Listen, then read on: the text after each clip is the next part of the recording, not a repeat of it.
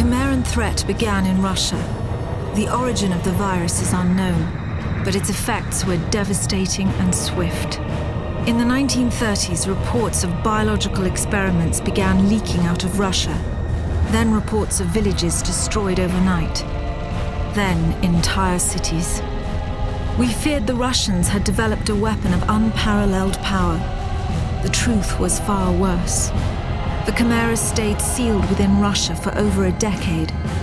Then, in 1949, they launched an attack that overwhelmed all of Europe in a matter of weeks.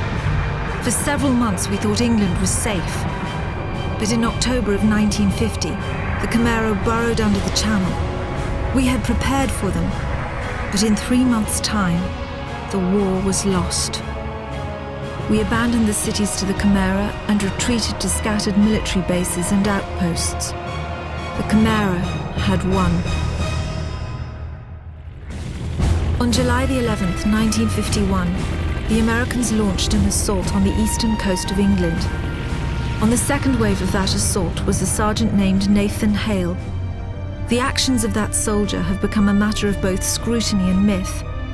What follows are the known events of his life from July 11th to July the 14th, the day he was last seen.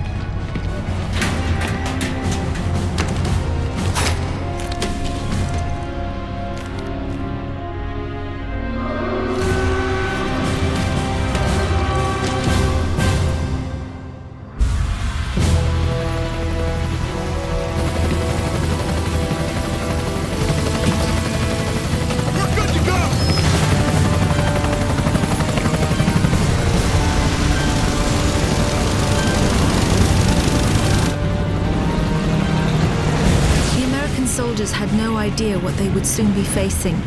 The US government had sealed its borders in 1950. Radio waves and newspapers became state property. Only the highest levels of their government knew the truth. The operation was an exchange. The Americans were bringing supplies and tanks into York. We were giving them our one secret weapon, something we could offer that they couldn't build themselves. I was the commander of the convoy team that was to meet the US soldiers. We were ambushed in Manchester on the way to the rendezvous. There was no way to warn the Americans. They were on their own in York, fighting an enemy they knew nothing about. We never learnt exactly what happened there. All we know is that Nathan Hale was the sole survivor.